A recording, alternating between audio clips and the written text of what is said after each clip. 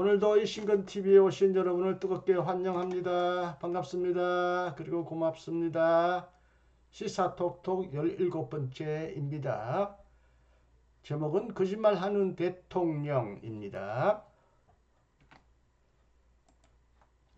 감리회 신학대학교에서 기독교 윤리학을 가르치셨다가 은퇴하신 박중구 박사님이 페이스북에도 올리시고 민들레라고 하는 최근에 창간된 인터넷 신문 민들레에도 기고하신 글 거짓말하는 대통령을 여기에 또한 올려서 읽어드립니다.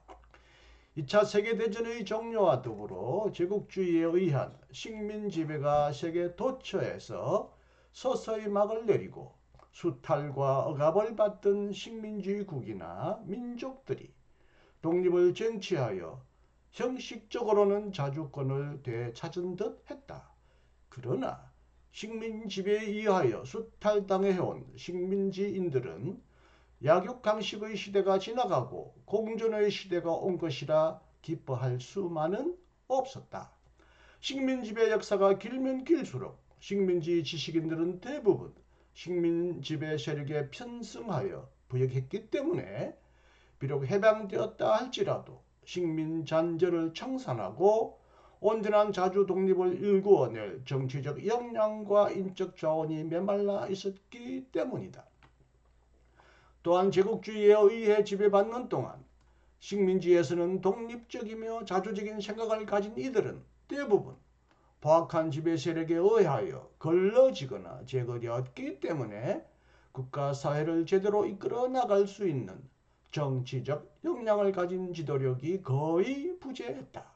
지식인, 법관, 군대, 경찰, 행정 등 모든 영역에서 자주적 역량이 거의 초토화되어 있었기 때문에 식민지 후기 사회는 식민지배의 연속선상에 놓이는 경우가 많았다.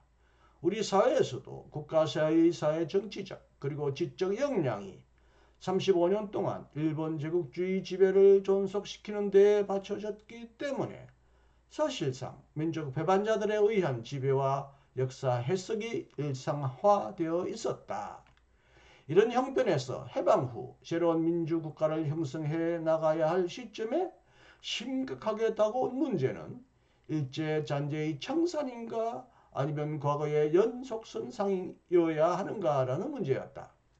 결국 외세에 의하여 해방이 주어지고 이어 우리의 주체적 결정과는 아무런 상관이 없이 외세에 의하여 민족 분단이 일어났다. 새로운 외세 미국의 지배 구조를 용이하게 하기 위하여 미 군정과 이승만은 일제 부역자들을 다시 기용하여 나라를 세우는 방편을 택했다. 일제의 지배를 받아들였던 일제의 지배를 위하여 일하던 지식인들, 민족 배반자들이 청산되기는커녕 오히려 해방된 조국에서도 다시 지배계층으로 자리를 잡게 된 것이다.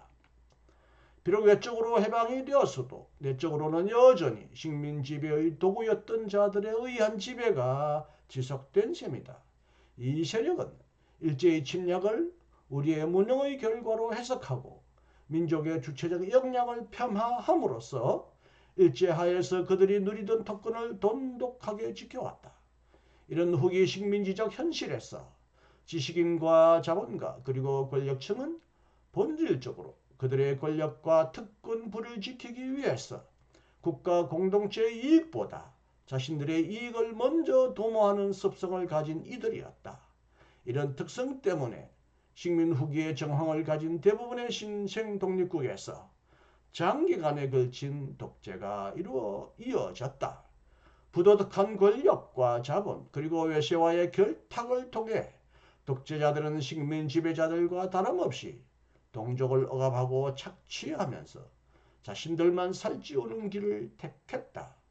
이들의 구호에는 언제나 자유가 들어갔다. 이런 후기 식민시대 현상은 민주적 정치 역량이 결핍된 사회에서 더욱 극심하게 일어났다.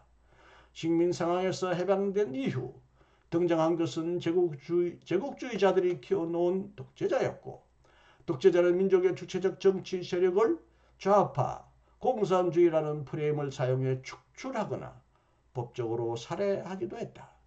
그들은 민족 주체 세력을 걸핏하면 이념몰이를 통해 추방하거나 처단함으로써 자국의 자주적인 정치 역량의 성장을 국가 안보와 연동시켜 가로막았다. 남미에서도 대한민국에서도 대만에서도 그리고 심지어 남아공에서도 있었던 일이다. 우리도 예외가 아니었어. 이승만, 박정희, 전두환 친미 독재 정권을 근 40년간 겪었다. 일제의 식민 지배에 대한 책임을 묻는 일에 있어서 이승만 정권은 그래도 일본에 대하여 사과와 배상이 없는 한 교류를 할 수 없다는 강고한 입장을 견지하였다. 윤보선 정권은 1961년 12월 일제 식민 지배 35년 동안 끼친 피해에 대하여 12억 2천만 달러 보상을 청구하였으나 군부 쿠데타로 정권을 잡은 박정희는 1965년 12월 무상 3억 달러, 유상 2억 달러를 받기로 하고 대일 청구권을 값싸게 포기하였다. 민족 구성원에 대한 각종 인권 유린의 문제, 35년 동안 일제가 우리 민족의 진보와 성장의 기회를 불법적으로 가로막은 죄, 그 긴 기간의 수탈과 범죄에 대한 보상이 고작 3억 달러로 처리된 것이다. 그런데도 박정희는 1965년 6월 22일 대일 청구권을 포기하며 이렇게 국민을 위협했다. 군인이나 학생이나 공무원이나 정치인이나 위법자는 가차없이 처단하라는 것이 국민의 소리인 줄 나는 분명히 알고 있습니다. 후기 식민지 사회가 지닌 또 하나의 비극은 이렇듯 정권을 잡은 자들이 권력을 독점하기 위하여 민족의 자긍심과 존엄성을 아주 쉽게 팔아버리는 데 있다. 2018년 10월 30일 대법원 판결문에 따르면 박정희 정권은 일본으로부터 받은 무상보상금 3억 달러의 일부인 약 9.7%를 사용하여 총 8만 3,519건에 대해 총 91억 8,769만 3천원의 보상금만 지급한 것으로 밝혀졌다. 그중 비징용 사망자에 대한 청구권 보상금으로 총 8,552건에 대하여 1인당 30만원씩 총 25억 6,560만원을 지급했을 뿐이다. 또한 이 판결에 따르면 일본은 식민 지배의 불법성을 공식 인정하지 않았으며 따라서 일본의 강점, 불법 행위에 대한 배상 의무 자체를 인정하지 않았다. 그뿐만이 아니다. 지금도 일본은 독도를 일본 땅이라고 주장하며 이를 자기네 교과서에 기재해 놓고서 우리가 강점하고 있다고 그들의 자식들에게 가르치고 있고 동해를 일본해로 표기함으로써 동해에 대한 일본의 상징적 소유권을 주장하고 있는 형편이다. 35년간 무력으로 점령하고 지배했던 제국주의적 침략 행위에 대하여 사과도 없고 배상도 없는 일본, 남의 나라 땅을 자기네 영토라고 주장하며 자식들에게 가르치는 일본, 이런 일본이 과연 우리와 미래를 함께할 수 있는 것인지 우리는 근본에서 의문하지 않을 수 없다. 그런데 윤석열 대통령은 2023년 3.1절 기념사에서 놀랍게도 이렇게 공표했다. 일본은 과거 군국주의 침략자에서 우리와 보편적 가치를 공유하고 안보와 경제 그리고 글로벌 어젠다에서 협력하는 파트너가 되었습니다. 일본은 지금도 우리 땅을 넘보고 있고 우리 국민의 인권을 유린하고서도 배상할 생각도 하지 않는 나라다. 따라서 인류 보편 가치를 공유하고 있다고 결코 말할 수 없다. 수 틀림은 예고 없이 경제 제재를 가하여 우리의 경제 안보를 위협하기도 했다. 이런 나라가 어떻게 협력적 파트너인가? 우리 국민의 인식과 너무나 거리가 먼 대통령의 주장, 국민 편이 아니라 식민 지배자 편에 서서 하는 명백한 거짓말이라 아니할 수 없다. 2023년 3월 9일 박충구의 민들레 칼럼. 세상을 바꾸는 시민 언론 민들레, 여기에 박충구 목사님이 정기적으로 칼럼을 게재하실 것으로 보입니다. 민들레를 위하여도 관심을 가지고 후원해 주셨으면 좋겠네요. 자, 거짓말하는 대통령. 어제 허익 박사님의 뛰어난 탁월한 분석에 이어 오늘도 기독윤리학자인 박충구 박사님의 매우 예리한 분석을 통한 좋은 글을 여러분에게 소개할 수 있어서 기쁘고요. 박충구 박사님에게도 또한 감사와 존경을 드립니다. 제가 특별히 여기에 더 보태고 뺄 말이 없습니다. 선진제국은요, 제가 특히 유럽에서 유학을 해보니 뭐 정치적, 경제적, 군사적으로 유능한 대통령, 지도자도 원하지만 거짓말하지 않는 정직한 대통령, 지도자를 원하더라고요.